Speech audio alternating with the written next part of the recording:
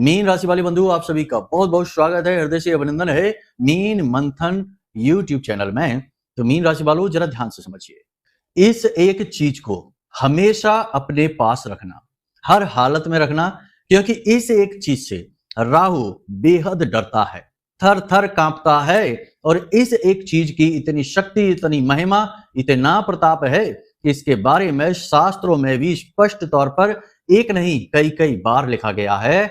हम सारी बातें आपको स्पष्ट तौर पर बताएंगे, व्याख्यानों के साथ बताएंगे, प्रमाणों के साथ बताएंगे और इसी चीज के बारे में आपको स्पष्ट तौर पर सारी जानकारी उपलब्ध कराएंगे।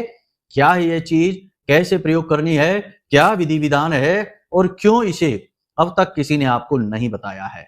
जी हाँ, यह भी जानना बेहद आवश्यक है, क्योंकि बहुत सारे लोग यहाँ पर ऐसे भी हैं जो ये सोचेंगे कि आखिर ऐसी कौन सी चीज है जिसके बारे में हमें अब तक किसी ने नहीं बताया, क्यों नहीं बताया। तो इसका भी जवाब हम आपको देंगे कि क्यों अब तक आपको किसी ने इस एक चीज के विषय में कोई जानकारी नहीं दी, कभी नहीं बताया। यदि बताया भी है तो इस तरह से नहीं बताया कि यह चीज आप प्रयोग कर लें, यानी कि आप इसके महत्व को समझ लें। हल्की फुल्की ऊपरी जानकारी देकर छोड़ दिया होगा, इसलिए आप इसके बारे में नहीं जानते हैं। तो आज हम आपको इसी चीज के विषय में बताएंगे।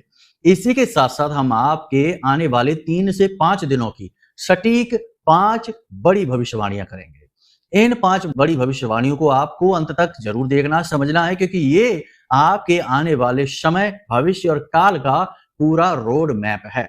इस रोड मैप में 70 से 80% बातें तो आपके जीवन में पूरी तरह से फिट बैठेंगी।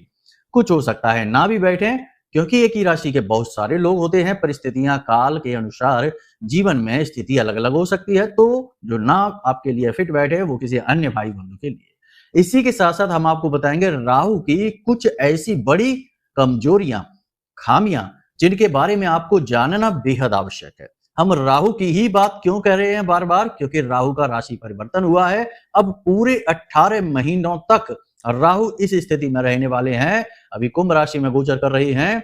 तो अब ऐसे में आपको राहु से लाभ लेना ही होगा, सीखना ही होगा। अब तक जो हुआ सो हुआ, उसे जाने दो, लेकिन अब जो होने वाला है वह आपके नियंत्रण में होना चाहिए।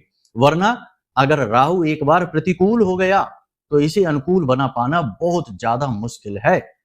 याद रखना कि राहु कोई व्यक्ति नहीं है, कोई ग्रह नहीं है, कोई पिंड नहीं है।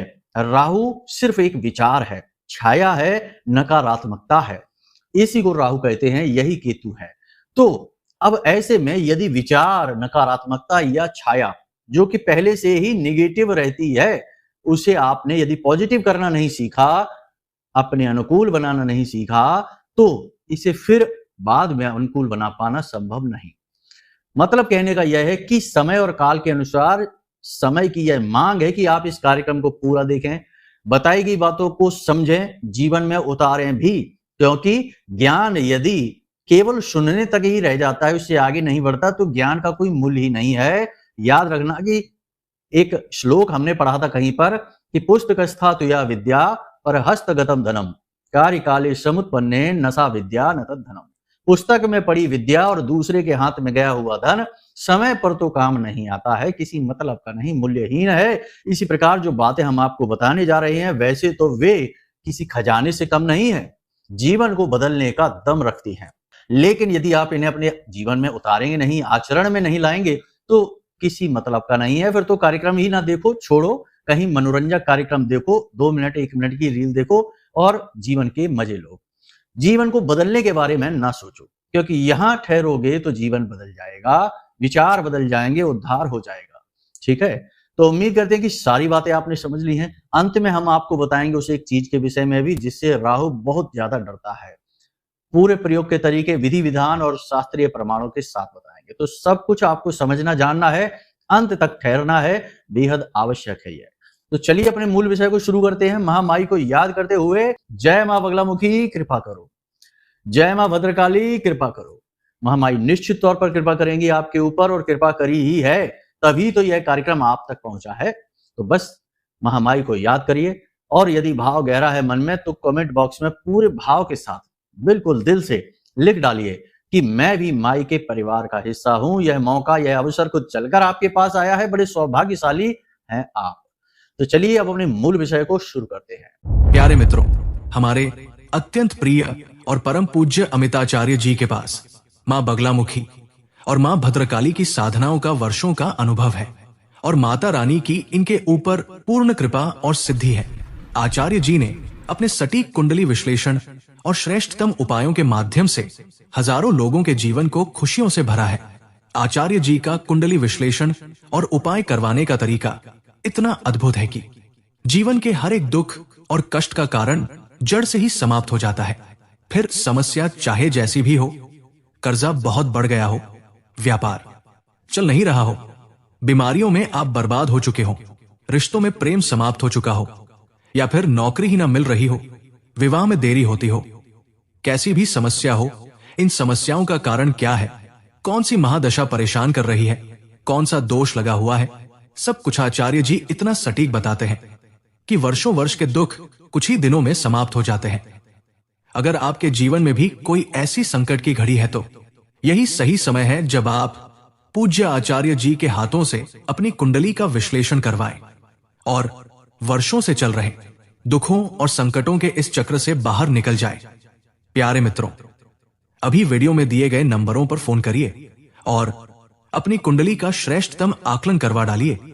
जिंदगी बदलने का यह सबसे बड़ा मौका हाथ से मत जाने दीजिएगा। जय माई की, महामाई आपका कल्याण करे। सबसे पहले बात करते हैं 5 बड़ी भविष्यवाणियों की, तो ध्यान से सुनिए। परिवर्तन, रोग, विकार, भ्रम और उत्थान। राहु की राशि परिवर्तन के ये 5 महासंकेत हैं जो आपको मिलेंगे। इन्हें ध्यान से समझ लेना। परिवर्तन मतलब कि जैसा पिछले कार्यक्रम में भी हमने कहा था कि जीवन परिवर्तित होने वाला है, कुछ ना कुछ चेंज आप जीवन में जरूर लेकर आएंगे। आपने विचार बनाया है, आपको कहीं से ऑफर आएगा, कुछ ना कुछ ऐसा होगा जिससे कि परिवर्तन होने का, परिस्थितियां, जीवन की स्थितियां बदलने का मौका मिलेगा। लेकिन जरा विचार कर लेना, ठहर जाना, रुक जाना और गुरुजनों से सलाह मशवरा कर लेना, घर के पुरखे पूर्वजों से, बड़े बुजुर्गों से चर्चा कर लेना, जो आपके शुभ चिंतक हैं उनसे चर्चा कर लेना, तभी कोई निर्णय लेना। बिना किसी की सलाह मशवरा के स्वयं से निर्णय मत ले लेना। जल्दबाजी बिल्कुल मत दिखाना, वरना गड्ढे में चले जाओगे। बात बनते बनते बिगड़ जाएगी और फिर फंस जाओगे, कहीं के नहीं रहोगे। क्योंकि राहु एक ऐसा ग्रह है जो परिवर्तित तो करता है, लेकिन शुरुआत में नकारात्मकता अधिक दिखाता है, क्योंकि यह स्वभाव से नकारात्मक ही है। फिर यदि आपने सोच समझ के काम लिया तो ये नकारात्मकता दब जाती है और फिर पॉजिटिव एनर्जी उभर कर बाहर आती है। शुभ जीवन में घटनाएं घटनी शुरू होती हैं, तो ध्यान देना है इससे। इसके बाद रोग, यानी कि आपको पेट से जुड़े रोग हो सकते हैं, छाती और गले में इंफेक्शन और दर्द बॉडी में रह सकता है, जोड़ों में, मांसपेशियों में दर्द, तनाव, खिंचाव, कोई पुरानी एलर्जी या फिर ब्लड प्रेशर या हार्ट से जुड़े रोग बढ़ सकते हैं, उभर सकते हैं, उछल सकते हैं और बात बिगड़ सकती है। आप हॉस्पिटल तक भी जा सकते हैं, दवा खाने तक जा सकते हैं। तो थोड़ा सा सावधानी, सतर्कता बहुत आवश्यक है। यात्रा के भी योग बन रहे हैं, किसी विशेष यात्रा पर भी जा सकते हैं, संभल कर जाना है, क्योंकि यहां से भी आपको परेशानी ही आएगी, रोग तो लगेगा ही लगेगा। इसी के साथ साथ झगड़ा, तनाव की स्थिति, यानी वाणी आपकी असंतुलित हो सकती है, क्रोध मन में बढ़ सकता है, आप थोड़े से चिड़चिड़े स्वभाव के हो सकते हैं, किसी बात को लेकर भड़क सकते हैं, क्रोधित हो सकते हैं। तो थोड़ा सा अपने आप पर नियंत्रण आप बनाकर रखें, ये बहुत ही अधिक आवश्यक है। इसी के साथ साथ भ्रम, यानी कि कोई ना कोई ऐसा कार्य, नेगेटिव कार्य की ओर आप आकर्षित हो सकते हैं। जुआ, सट्टेबाजी, शेयर मार्केट या फिर किसी इसी प्रकार की गतिविधि में अपना पैसा लगा सकते हैं और बड़े बड़े नुकसान आप करवा सकते हैं। तो थोड़ा संभल कर रहना है, पैसे का लॉस नहीं करवाना है, भ्रम की स्थिति से बचना है। भ्रामक योजनाएं आपके सामने आएंगी, नकारात्मक स्थितियां, योजनाएं ऐसी जो आपको डुबाने वाली हैं, गड्ढे में गिराने वाली ऐसी योजनाएं कोई बता सकता है आपको, कोई सजेस्ट कर सकता है, किसी प्रकार से आपको इस तरीके से मैनिपुलेट करेगा, यानी कि भ्रमित करेगा कि आप अपना पैसा लगा देंगे, अपनी ताकत लगा देंगे और फिर आपको कुछ नहीं मिलेगा।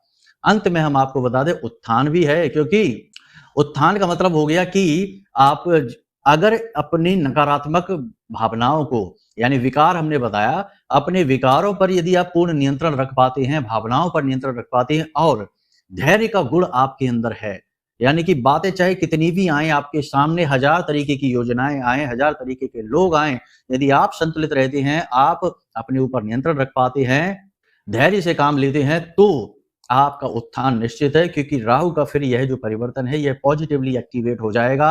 18 तारीख से 7 दिन के बाद राहु की एनर्जी क्लियर होगी कि आपके लिए पॉजिटिव है या नेगेटिव है। उससे पहले आपको सावधानी बहुत जरूरी है। जितना हो सके उतना चीजों के बदलाव से बचें, यात्रा से बचें, वाणी असंतुलित रखें, झगड़े विवाद तनाव की स्थितियों से दूर रहें और अपने आप को संभाल कर रखें। वही आपके लिए सर्वश्रेष्ठ सलाह रहने वाली है। अब बात करते हैं कि राहु की कमजोरियां क्या हैं, क्योंकि राहु की कमजोरियां जानना भी बेहद आवश्यक है। देखो, राहु के उपाय करने से पहले राहु को समझना बहुत अधिक आवश्यक है। जो राहु के स्वभाव को समझेगा, जो इसे पहचानेगा, उसके द्वारा किए गए छोटे से छोटे उपाय भी राहु को पॉजिटिव बना देंगे, अनुकूल बना देंगे। वरना यूं ही करते रहिए उपाय, कुछ भी नहीं होने वाला है। तो राहु की कमजोरियां क्या हैं? सबसे पहली बात कि निगेटिव एनर्जी की कमजोरी क्या है? Positive energy. अंधकार की कमजोरी क्या है? प्रकाश। तो आपको क्या करना है, ध्यान से समझिए। पूजा पाठ अनुष्ठान और भगवान का नाम स्मरण, धार्मिक तो बनना ही होगा। यदि आप धर्म से दूरी बनाएंगे, राहु नेगेटिव हो जाएगा। राहु का एक सबसे बड़ा गुण यह भी है कि राहु आपको धर्म से दूर करता है, भगवान से दूर करता है, घृणा मन में उत्पन्न करता है और कुतर्क वितर्क, क्योंकि राहु तो सिर ही है, दिमाग ही तो है। राहु के पास तो शरीर नहीं है, दिमाग राहु का बड़ा तेज है। तो वह धर्म के खिलाफ ऐसे कुतर्क लेकर आएगा कि आप मान जाएंगे कि धर्म की बातें फिजूल हैं, बकवास हैं, भगवान का नामो निशान नहीं है, सब कुछ इंसान कर रहे हैं। इस तरीके की बहुत सारे लोग बातें करते समाज में पाए जाते हैं कि कर्म से सब कुछ होता है, पूजा में क्या रखा है, भगवान का नाम क्यों लेना है, क्यों फिजूल की बातों में पड़ना है, इससे बढ़िया तो अपना काम कर लो जाके, उससे 2 पैसे भी मिल जाएंगे। लेकिन ऐसे मूर्खों की बातें आपको नहीं सुननी है। ये वही मूर्ख हैं जो पहले तो ऐसी बातें करते हैं, फिर चुपचाप अपनी कुंडली विश्लेषण के लिए हम जैसे लोगों के पास भेज देते हैं, या मंदिरों में जाकर चुपचाप लाइन में लग के नारियल और प्रसाद भगवान को चढ़ा आते हैं। यानी अपने लिए तो इनकी विचारधारा बिल्कुल क्लियर है, लेकिन दूसरों को कंफ्यूज करने की ये हर वक्त कोशिश करते हैं। यानी इनके 2 चेहरे होते हैं, एक तो दुनिया को दिखाने वाला जो भ्रामक होता है, और एक वो जो अपने लिए है वो स्पष्ट होता है। ऐसे लोगों की बातों में पड़ने से आप और ज्यादा परेशान हो जाएंगे। तो राहु की सबसे बड़ी कमजोरी ये है कि यदि आपने धर्म का साथ पकड़ रखा है, कोई भी एक धार्मिक किताब घर पर ले आइए, गीता जी ले आइए, श्रीमद् भागवतम ले आइए, श्री रामचरितमानस लेकर आइए और उसमें से सिर्फ एक चौपाई पढ़ लीजिए प्रतिदिन। छोड़ो, केवल एक हनुमान चालीसा का पाठ कर लीजिए बस। वो भी नहीं कर पा रहे तो हनुमान चालीसा का जो शुरुआती श्लोक है, प्रारंभिकी है, उसी को पढ़ लीजिए।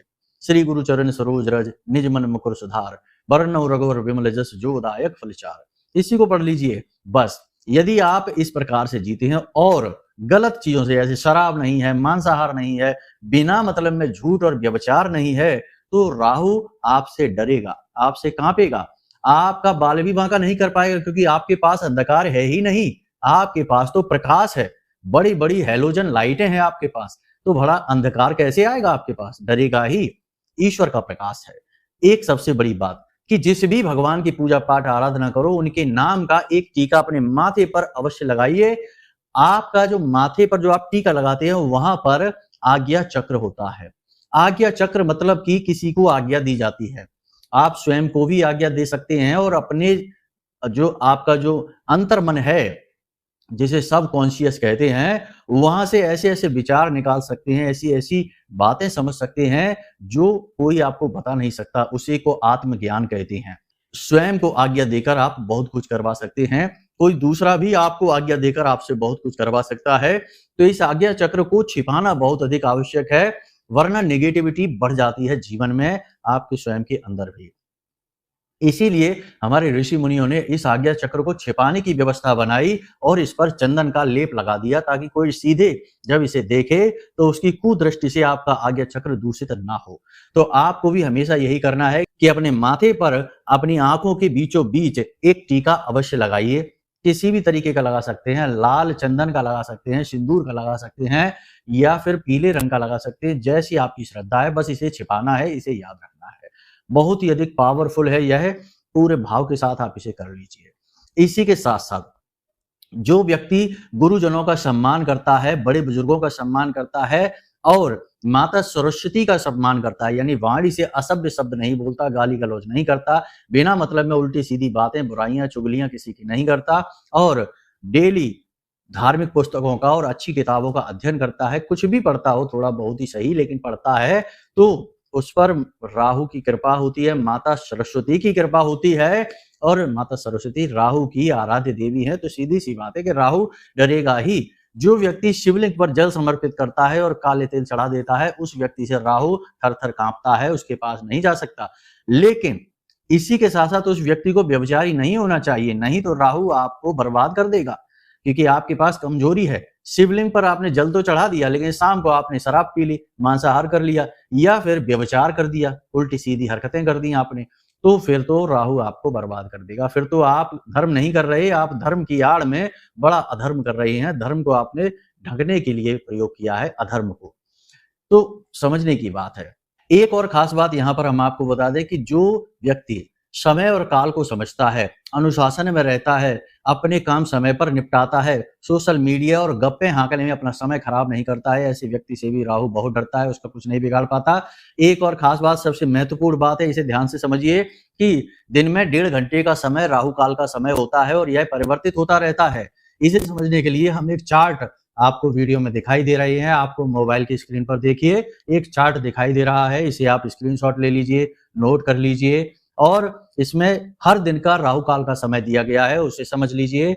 इस राहु काल के समय में किसी से वाद विवाद नहीं करना, किसी से नई बात की चर्चा नहीं करना, अपना शेयर नहीं करना अपनी बातों को, और कोई नया काम शुरू नहीं करना है, जो चल रहा है उसे चलने देना है, शांत रहना है और बहुत ही ठंडा रखना है अपने मन को, यानी कि बहुत ही ज्यादा शांत वातावरण में रहना है, किसी से ज्यादा गप्पे नहीं हाँकनी, मतलब कि ज्यादा एक्टिविटी नहीं करनी है। ये राहु काल को हमेशा टालना चाहिए, इसमें कोई भी कार्य नहीं करना चाहिए। इन चीजों को जो व्यक्ति समझेगा, उसका राहु कुछ नहीं बिगाड़ पाएगा, उसके छोटे से छोटे किए गए उपाय से भी राहु प्रसन्न हो जाएगा, क्योंकि वह व्यक्ति अपने साथ प्रकाश को लेकर चल रहा है। राहु उसका नुकसान कैसे कर पाएगा? तो यहां तक आपने सारी बातें समझ ली हैं। अब ध्यान से समझिए कि राहु किस चीज से बहुत अधिक डरता है। तो रामायण में एक व्याख्यान मिलता है जहां पर कि हनुमान जी जब पूरी लंका को आग लगा देते हैं, उसके बाद जाते हैं, उन्हें बहुत गर्मी लगती है, तो समुद्र में डुबकी लगाते हैं, तो उनके शरीर से पसीने की कुछ बूंदें निकलती हैं, एक मछली उसे निकल लेती है। ये कहानी आपने भी सुनी है। उसी मछली से जो संतान उत्पन्न होती है, वह गर्भवती हो जाती है, उस संतान का नाम मकरध्वज रखा जाता है। पाताल लोक का राजा वह बनता है, पहले वह द्वारपाल होता है, लेकिन उसका जन्म राहु काल में होता है। जैसा अभी हमने राहु काल के बारे में बताया, वैसे ही जो 1.5 घंटे का राहु काल का समय होता है दिन में, उसी राहु काल में उसका जन्म होता है। तो जो मछली थी वह बहुत डर गई कि अब उसके पुत्र का क्या होगा, यह तो बेमौत मारा जाएगा, बेचारे का होगा क्या। तो इसी डर और भय से बचने के लिए जब उसने अपने गुरुजनों से चर्चा की, तो गुरुजनों के मार्गदर्शन में उसने अपने माथे से, क्योंकि हर मछली जो दिव्य होती है उसके माथे में एक मणि पाई जाती है, जिसे मछमणि कहते हैं, मछमणि निकाली और अपने बेटे को गले में पहना दी। वह हनुमान जी का ही प्रतिरूप था, क्योंकि उन्हीं का अंश था, उन्हीं के पसीने से वह उत्पन्न हुआ था, तो उसमें शक्ति हनुमान जी जैसी ही थी। बाद में उसी मछमणि का प्रताप इतना रहा कि वह पाताल लोक का राजा तक बन गया। तो कहने का मतलब यह है कि इस मछमणि ने न केवल उसके प्राणों की रक्षा की, राहु से उसे बचाया, बल्कि उसका उत्थान कर दिया। राहु उसके लिए उसके जीवन का उद्धारक बन गया। तो इस मछमणि से राहु थर-थर कांपता है, इसे आपको अपने पास हमेशा रखना चाहिए।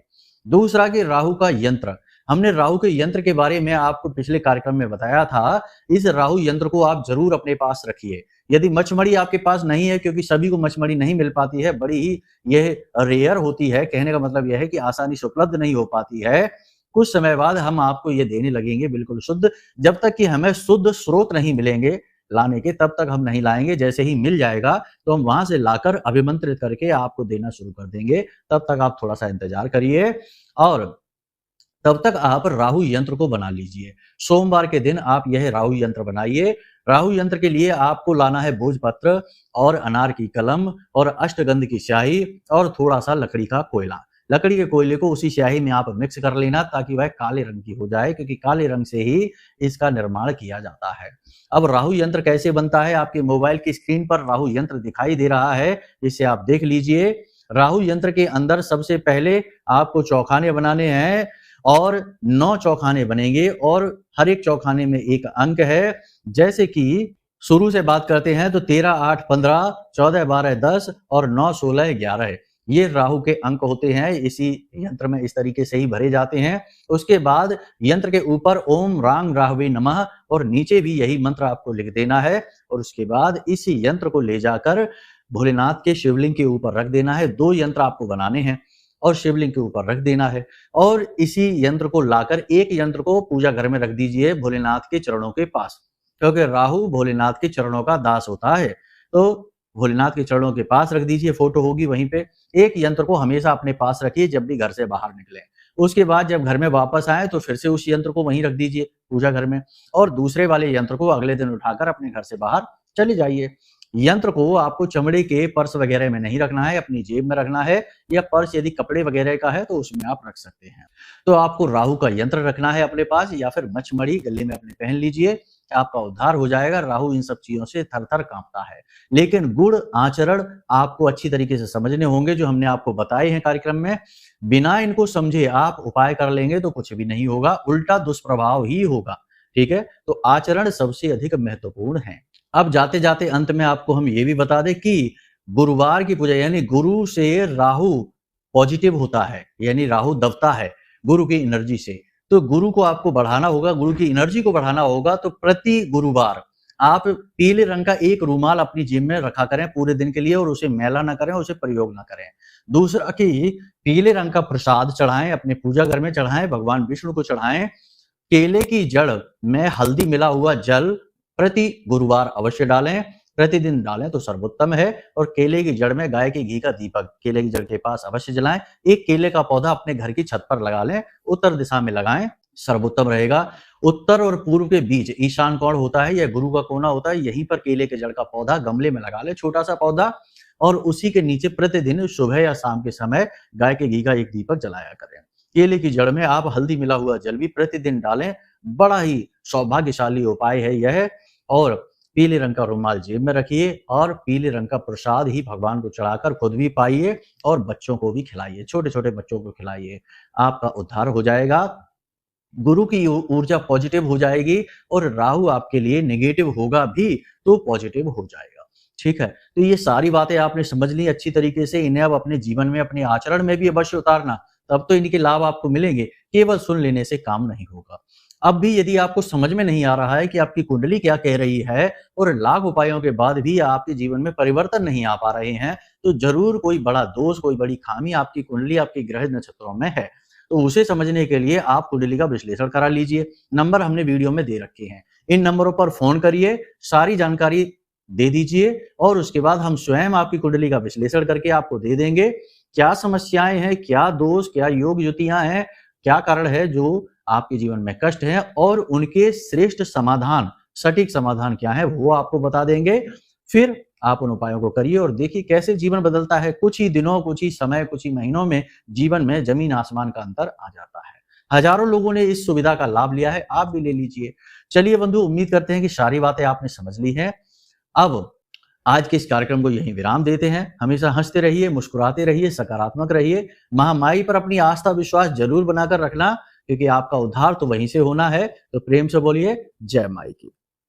हमारे प्रिय और परम पूज्य आचार्य जी ने अपनी साधनाओं के अनुभवों पर आधारित शक्तिशाली उपाय और क्रियाओं के माध्यम से हजारों लोगों के जीवन को पूरी तरह से बदला है।